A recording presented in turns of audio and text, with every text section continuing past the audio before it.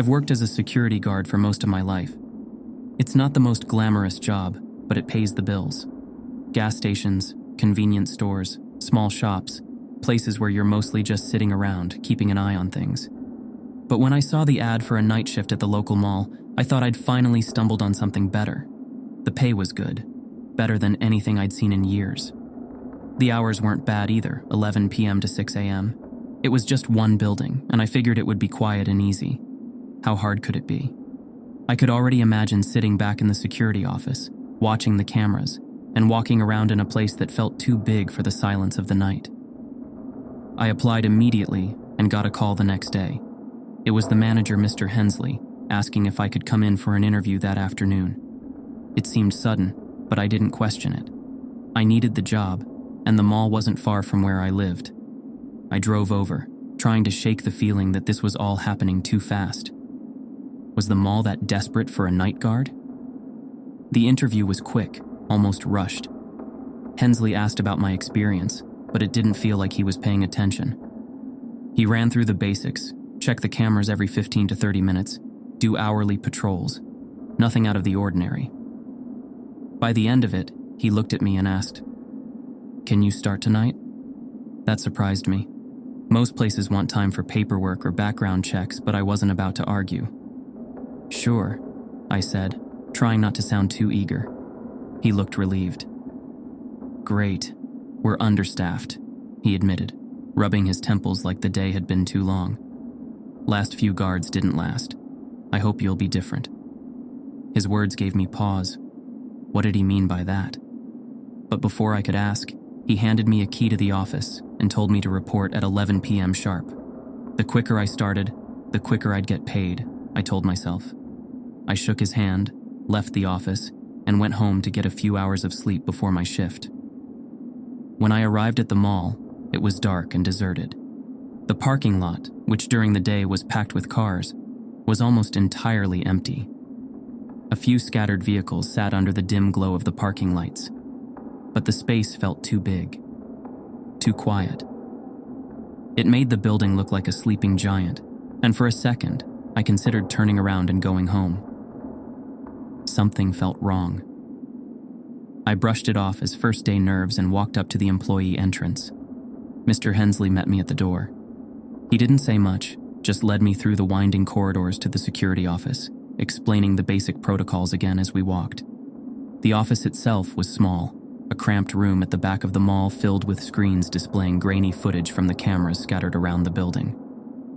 "Check the cameras every 15 to 30 minutes, he reminded me.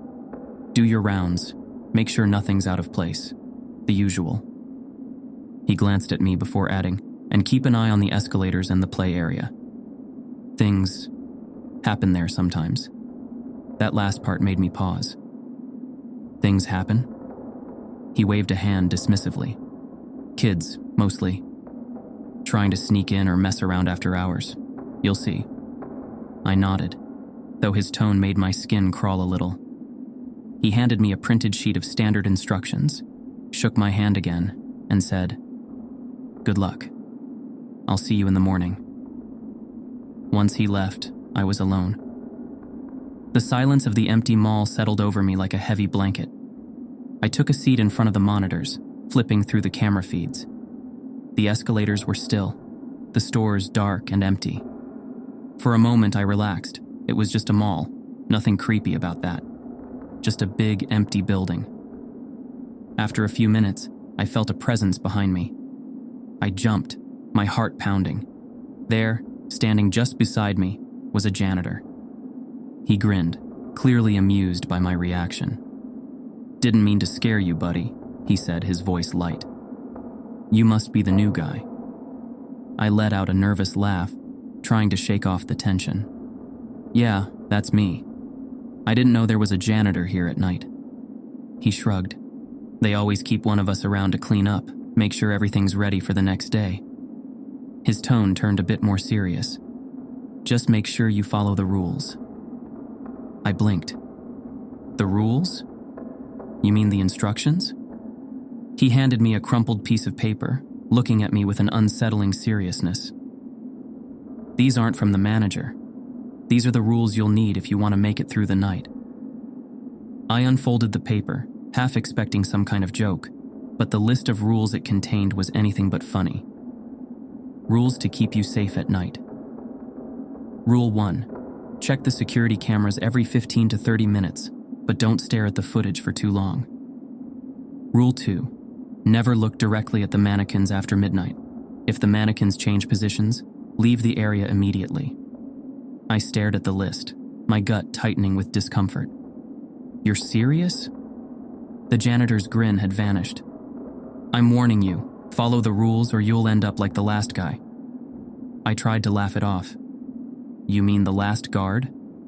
He nodded, his eyes cold. "He quit after one night." "Okay." I stuffed the paper into my pocket without checking the rest of the list, chuckling nervously. "Well, I'm going to make my first round." The janitor stepped aside, giving me a long look before saying, "Take care." I nodded and left the office, but his words stuck with me. Something about his tone, his look, it felt off, like he was genuinely afraid. But I wasn't going to let some weird list of rules mess with my head. It was just past midnight when I started my patrol. The mall was eerie at night, much more so than I expected. The dim lighting cast long, twisting shadows along the tiled floors. Every sound felt amplified, my footsteps echoing off the walls, the hum of the fluorescent lights, the distant creaks and groans of the building settling. As I made my way down one of the main hallways, I tried to focus on the task at hand. The mall wasn't huge, but it was big enough to need regular patrols. There were plenty of stores to check, some of them abandoned, some locked up, with displays peeking out from the darkness behind their glass fronts. A children's play area stood near the food court, silent and still, the colorful plastic toys looking strange and lifeless under the dim emergency lights. Farther down, I could make out the escalators, still and frozen in their usual ascent, like relics from a busier time. I was getting used to the silence when I noticed something strange in one of the clothing stores. The store door was wide open. I stopped, my flashlight sweeping over the darkened interior. I couldn't see anything out of place at first, but as I moved the beam around the store, I noticed movement in my peripheral vision, a slight shift, like something or someone was hiding in the dark. I turned my head to look directly at it, but there was nothing. Just a few mannequins standing near the back, as motionless as always. I sighed and shook my head. It was nothing. Just my nerves. I wasn't going to let that janitor's creepy list get into my head. Then I heard it. The faint sound of clothing rustling. My flashlight flicked back toward the mannequins, and there it was. One of them had definitely moved. It was standing a little closer now, slightly out of position compared to the others. I could feel my heartbeat start to quicken. "Hey, Mr. Janitor!" I called out, more out of frustration than anything else. This had to be some kind of prank. He was probably watching me from the shadows, trying to freak me out. But there was no answer. Just the soft, unsettling shuffle of fabric behind me again. I turned slowly, my flashlight scanning the mannequins, and that's when I saw it. One of them had changed positions again, its head now facing directly toward the exit. My breath hitched in my throat. No one else was here. There was no way this was a trick. I backed out of the store quickly. I didn't want to stay any longer than necessary. As I walked away, I kept glancing over my shoulder. And then I heard it. Footsteps. But not normal footsteps. They were heavy, rough, like wood or plastic scraping against the floor. My heart started pounding in my chest. I turned around and there it was, the same mannequin from the store. It stood in the middle of the hallway, staring at me with its blank, lifeless face. The hair on the back of my neck stood up. I could feel the blood drain from my face as I watched it. Slowly, stiffly, it started to move toward me, its joints creaking and groaning with every step. Its movements were robotic, stiff, like a doll being dragged forward. I did what any sane person would do. I ran. I turned on my heel and bolted down the hallway, my footsteps echoing in the vast emptiness of the mall. I didn't care how ridiculous I looked. I just needed to get away from that thing. I rounded the corner, ducking into the hallway that led toward the restrooms. The footsteps behind me had stopped, but I didn't dare look back. I burst into the restroom, splashing cold water on my face, trying to convince myself that it was all in my head. But as I looked into the mirror, I saw something else. A woman was standing near the stalls, her back to me, dressed in the plain uniform of a cleaning lady. I blinked, and she was gone. My heart skipped a beat. I spun around, but there was no one there. The restroom was empty. I collapsed to my knees, exhausted and terrified. What was happening? I tried to gather my thoughts, to make sense of it all, but nothing was adding up. Then I remembered the list. I pulled the crumpled paper from my pocket and unfolded it with shaking hands. There, written plainly in black ink, were the next few rules. Rule 3. If a mannequin looks like it's following you, don't look back. Mannequins sometimes follow guards, but if you ignore them, they'll stop. If you look, they'll know you're aware, and they'll get closer. I felt my heart sink. I had looked. Rule 4. Avoid looking into the mirrors of the restroom. Too late for that. My stomach twisted in knots as I realized I had already broken 2 of the rules. Whatever was happening, I was making it worse. Rule 5. If you hear someone talking inside an abandoned store, do not listen. I swallowed hard. I hadn't heard anyone yet, but just knowing the rule had there made me uneasy. Rule 6. If you hear a child laughing from the play area, leave immediately. Rule 7. If you check the time and it's earlier than the last time you looked, immediately return to the security office. I glanced at my watch, instinctively checking the time. It read 11:30 p.m. My blood ran cold. There was no way it was 11:30. I had started my patrol after midnight, and it had been a while since then. This wasn't possible. I didn't need to be told twice. I rushed out of the restroom, my heart racing as I made my way back toward the security office. The air around me seemed heavier now, more oppressive, and the lights overhead flickered faintly. The mall, once a place I had thought would be quiet and safe, now felt like a living entity, watching and waiting. I reached the office, slamming the door behind me. My breathing was ragged, my nerves frayed. I checked my watch again. It was almost 1 a.m. That seemed right. But what had happened earlier? Why had the time changed like that? I sat down, trying to steady my shaking hands. I needed to keep my head on straight. I wasn't going to let this place get to me. I pulled out the list again, reading through the remaining rules. Rule 8. Lock the security office door between 4 a.m. and 4:30 a.m., and do not open it for anyone. If they knock, they might not be the person you think they are. Check the cameras to confirm. Rule 9. If you hear someone crying in a dressing room, do not open the door. Rule 10. If you hear an escalator running, do not investigate. Watch the area on the security cameras. Rule 11. Under no circumstances should you leave before your shift ends. If you do, you risk something following you outside the mall. I let out a nervous laugh. What kind of job had I taken? Who had written these rules? I couldn't make sense of any of it. But as I sat there, the weight of everything that had happened pressed down on me. The mannequin, the time shifting, the figure in the mirror. This wasn't normal. Whatever was going on, I needed to survive the night. It was past 1 a.m., and I needed to go for another round. As much as I wanted to stay locked in the security office, I knew I had to follow the security protocols also. The cameras showed nothing unusual, so I gathered my courage and stepped back out into the mall. As I walked cautiously through the main hallway, I started hearing something. A faint mumbling coming from an abandoned store. My blood ran cold as I remembered Rule 5. I stopped in my tracks, heart pounding in my chest. The mumbling sound coming from the abandoned store was quiet, barely audible over the faint hum of the mall's air conditioning. But it was unmistakable. There was someone or something talking inside. I forced myself to move, my legs feeling like lead. Rule 5 echoed in my head. If you hear someone talking inside an abandoned store, do not listen. I tried to block out the sound, telling myself it was just my imagination.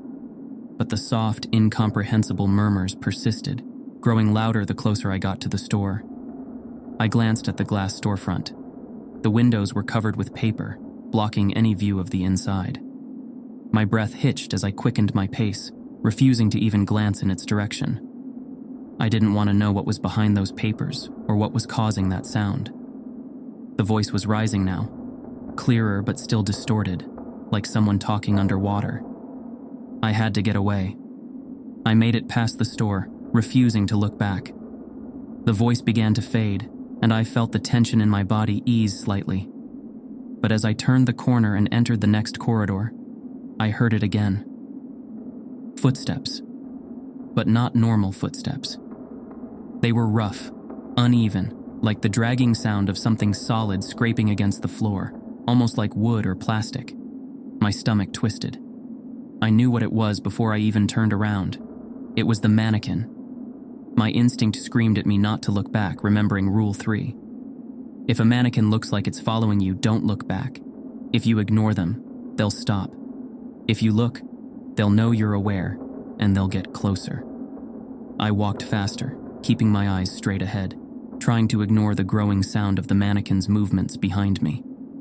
Each step it took seemed heavier, more deliberate. My heart raced as the footsteps grew closer, but I didn't dare turn around. Just keep walking. Just keep walking, I told myself. The sound of the mannequin's movement grew fainter, and eventually I could no longer hear it. I let out a breath I hadn't realized I was holding, and slowed my pace.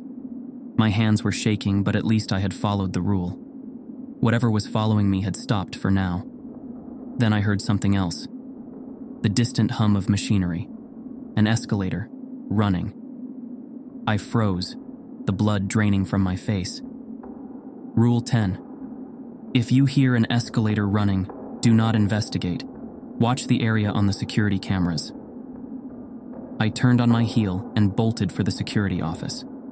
I wasn't going to risk breaking another rule, especially after what I had just been through. My mind raced as I rushed back down the hallway, past the now quiet abandoned store, and toward the safety of the security office. I could hear the escalator in the distance, that unmistakable mechanical whir, but I didn't stop. I burst into the office, slammed the door behind me, and locked it. My breath came in short, ragged gasps. I immediately turned my attention to the security monitors, flipping through the camera feeds. The escalator camera came into view, and there it was. A figure. It wasn't a person, not exactly. It was something else. The figure was tall, unnaturally tall, its limbs long and spindly, its face obscured by shadows. It was standing on the escalator, its body stiff and jerky, moving in slow, unnatural movements as the steps carried it upward. I stared at the screen, frozen in place. My mind raced, trying to process what I was seeing. The figure's head turned slowly, as if sensing something. And then, impossibly, it looked straight at the camera, straight at me. The monitors started flickering, static filling the screens, a loud buzzing sound filling the room. I snapped my gaze away from the camera, remembering Rule 1. Don't stare at the footage for too long. The buzzing stopped almost immediately, and when I glanced back at the monitors, the escalator was empty. The figure was gone. I sat back in my chair, my body trembling. I couldn't do this anymore. My nerves were shot, and the rules, those damned rules, were starting to feel like a cruel game designed to break me. I just had to make it through the night. Just a few more hours, I told myself. The next hours passed in silence. I stayed in the security office, too shaken to do another round. I kept glancing at the monitors, watching the empty hallways, the still stores, the escalator that remained motionless now. Everything seemed calm, but the air in the office was thick with tension. Then, I heard something that sent a cold wave of dread down my spine. A knock at the door. I jumped, my heart leaping into my throat. I froze, my eyes darting toward the security monitors to check the hallway outside the office. There was no one there, but the knock came again, 3 sharp raps against the door, as if someone was standing just outside. And then I heard a voice. "Hey, how's the night going? Still think the rules are funny?" It was the janitor, or at least it sounded like him. I swallowed hard, remembering Rule 8. Lock the security office door between 4 a.m. and 4:30 a.m., and do not open it for anyone. If they knock, they might not be the person you think they are. Check the cameras to confirm. I glanced at the clock. It was 4:03 a.m. My heart pounded in my chest as I checked the camera feed again. The hallway outside the office was completely empty, but the knocking continued, more insistent this time. The janitor's voice echoed through the door, sounding friendly but somehow off. "Come on, open up. I'll tell you what's really going on here." I stood frozen, my hand hovering near the door handle. My mind raced. It sounded like the janitor, but I knew better than to trust my instincts at this point. I checked the camera again, still nothing. The hallway was empty. I couldn't open the door. I wouldn't. The knocking stopped suddenly. Silence filled the office again, and I let out a shaky breath. I kept watching the camera, not daring to move, until finally the janitor appeared on the screen. He was standing right outside the door now, staring straight into the camera. He knocked again, his face twisted into an eerie grin. I felt my stomach drop. The way he stared into the camera, it didn't seem human. His body started to waver, like he was made of smoke, and then, slowly, he dissipated into the air, leaving nothing but an empty hallway. I checked the clock. 4:30 a.m. Whatever it had been, it was gone now. For the first time in hours, the air felt still. The oppressive weight that had been hanging over me seemed to lift, if only a little.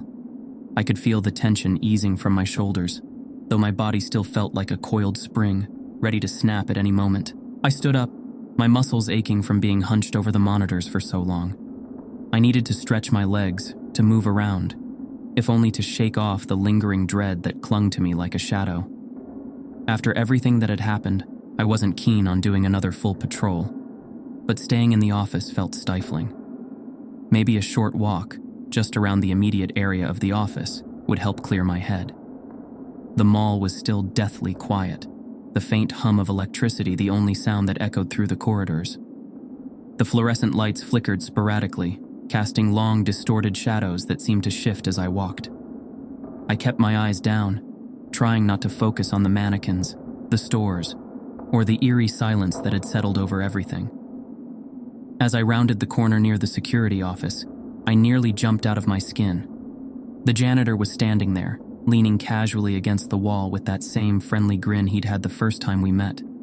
It was the real janitor this time, at least, I hoped it was. He seemed more human, more tangible than the strange apparition I'd seen earlier in the night. "Rough night?" he asked, his voice light, almost teasing. I didn't know how to respond. I stood there, my mind racing as I tried to reconcile what I had seen earlier, the knocks, the figure dissolving into mist, with the man standing in front of me now. "You could say that," I muttered, trying to keep my voice steady. He tilted his head, his grin fading slightly. "You followed the rules, didn't you?" "I tried," I said, my throat dry. "What is this place? Why are these rules even a thing?" The janitor let out a low chuckle, but it wasn't the friendly, warm sound it had been earlier in the night. This laugh was hollow, tinged with something darker. "I told you the rules are there to keep you safe," he said, his eyes narrowing. "There's more going on here than you understand. Much more." I took a step back, my unease growing with every word he spoke. "What do you mean? What's going on in this mall?" He shrugged, the grin returning to his face. "You'll figure it out, or maybe you won't. Either way, there's no escaping it." He started to walk away, turning down the dimly lit corridor without another word. His movements were slow, deliberate, like he wasn't in any rush to leave. I couldn't let it go. I needed to know what he was talking about. I needed answers. "Wait," I called after him, my voice echoing down the empty hallway. "What do you mean, no escaping it? What are you trying to say?" The janitor didn't stop. He kept walking, his footsteps eerily quiet against the tiled floor. Desperation and frustration bubbled up inside me, and before I knew it, I was following him, determined to get some kind of explanation. I rounded the corner after him, but when I got there, the hallway was empty. He was gone. Again. My heart pounded in my chest as I stood there, staring down the empty corridor. There was no way he could have disappeared so quickly. He had just been there. I looked around, scanning the area for any sign of him, but the mall had fallen back into its eerie silence. And then I heard it. A soft, muffled crying. The sound was faint at first, almost too quiet to notice. But as I stood there, frozen in place, it grew louder, more distinct. A woman's voice, sobbing quietly, somewhere nearby. My skin prickled with unease. I knew the rules. I had them memorized by now, and I knew exactly what this was. Rule 9. If you hear someone crying in a dressing room, do not open the door. I swallowed hard, trying to block out the sound, but the crying persisted. It seemed to be coming from one of the stores up ahead, the muffled sobs echoing faintly through the deserted hallways. Every instinct I had was telling me to walk away, to get back to the office, and wait out the last hour of my shift in silence. But there was something about the crying that pulled me toward it, an almost magnetic force that made it impossible to ignore. What if someone really needed help? What if this was all in my head? What if the rules were just some sick jokes? I shook my head, trying to clear my thoughts. I had already broken too many of the rules tonight. This wasn't a joke. The janitor had warned me, and I wasn't about to ignore him now. But still, the crying continued. It was louder now, more insistent, the sound echoing from somewhere deeper in the store just ahead of me. It didn't sound right.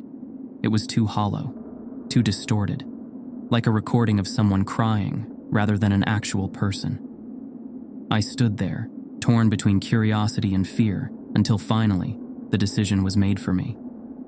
The crying stopped. Suddenly, everything was quiet. Too quiet. The air felt thick, oppressive, like the walls of the mall were closing in on me. My chest tightened, and I realized I had been holding my breath. Then slowly, a figure appeared on one of the security cameras I had been monitoring through the corridor. I had left the office, but the cameras were still connected to my device. I couldn't tear my eyes away from the screen as I saw her. A woman, pale, with long dark hair that hung limply over her face, obscuring her features. She was dressed in plain, outdated clothing, her body hunched over as she moved slowly down the hallway, her feet barely touching the ground. She was floating. My heart leapt into my throat as I watched her approach the dressing room, her body drifting closer to the entrance, her shoulders shaking with silent sobs. She hovered just outside the door, as if waiting for me to follow her inside. I took a step back, my pulse racing. This wasn't real. It couldn't be. I had seen things tonight, strange things, but this was something else entirely. I squeezed my eyes shut, willing the figure to disappear, to leave me alone.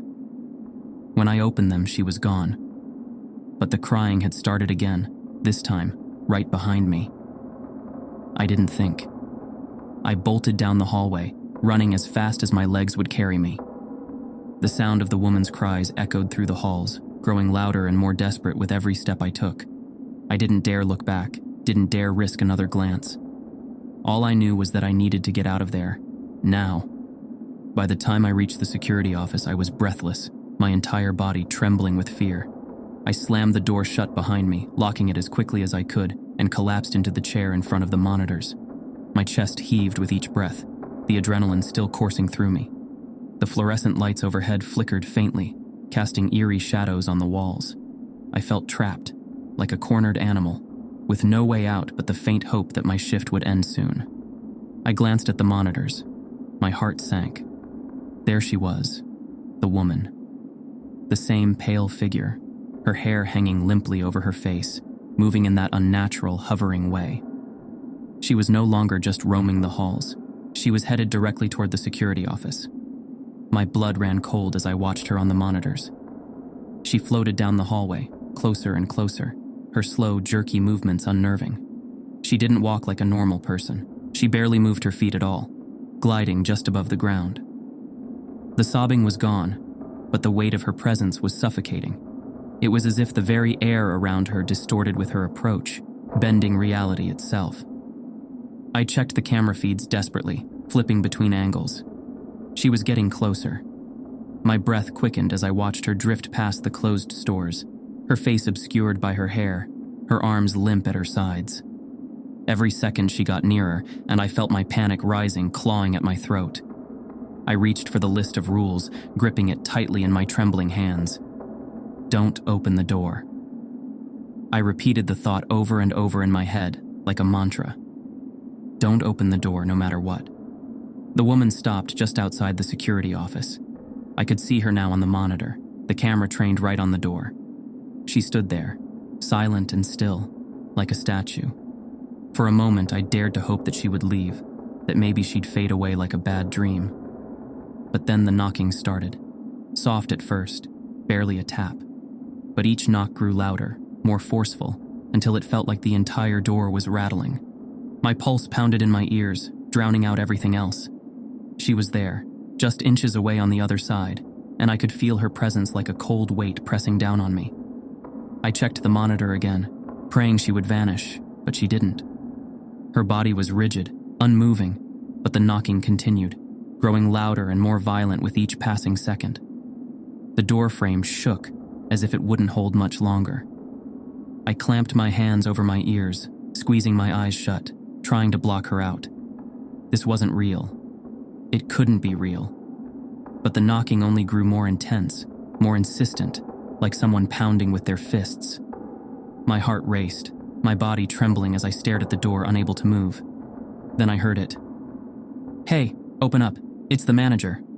I froze. The voice was familiar, too familiar. It was Mr. Hensley. But something felt wrong. I checked the clock, my heart thundering in my chest. 6:01 a.m. Relief washed over me, but suspicion crept in immediately. Was it really him? Or was this another trick? I checked the camera one last time. The woman was gone. No sign of the pale figure, no shadow, no presence. "Everything okay in there?" Mr. Hensley's voice called again, sounding closer now, more concerned. "Open up, your shift's over." I hesitated, my hand hovering over the door handle. I had survived the night, hadn't I? The clock showed it was past 6 a.m., and nothing had come for me in those final moments. But the events of the night had shaken me to the core, and I wasn't ready to trust anything, anyone, without checking one last time. I glanced at the monitor one last time, double-checking the feed outside the office. And there he was, Mr. Hensley, standing just outside the door, looking exactly as he had when I first met him. No eerie figure, no distorted face. Just him, the manager. With a trembling hand, I unlocked the door and opened it. Mr. Hensley stood there, his expression softening as he saw the look on my face. "Rough night, huh?" he asked, his voice filled with concern. I nodded slowly, still trying to process everything. "Yeah, you could say that." He frowned, noticing the look of fear etched across my face. "You all right? You look like you've seen a ghost." I laughed bitterly under my breath. "Something like that." I didn't go into detail. I didn't tell him about the mannequin or the crying woman. It didn't seem real anymore. I was just happy the night was over, but something gnawed at me, something that I needed to know before I left this place for good. "What about the janitor?" I asked suddenly. "The one who works the night shift?" Mr. Hensley looked at me, puzzled. "What janitor?" My stomach dropped. "The one who was here all night. He gave me a list of rules to follow." Mr. Hensley shook his head, his expression turning serious. "There's no night janitor. No one works here at night except you." My mind reeled. The pieces didn't fit together. None of it made sense. I stared at Mr. Hensley, my thoughts racing. If there was no janitor, then who or what had been warning me? And the rules? Where had they come from? I didn't ask any more questions. I handed him my keys, quit on the spot, and walked out of the mall without looking back. Whatever had happened there, whatever lurked in the dark corners of that place, I wasn't going to stick around to find out more. As I drove away, the weight of the night still heavy on my chest, I realized that some places are better left alone. And that mall? It was one of them. I will never return to that place again.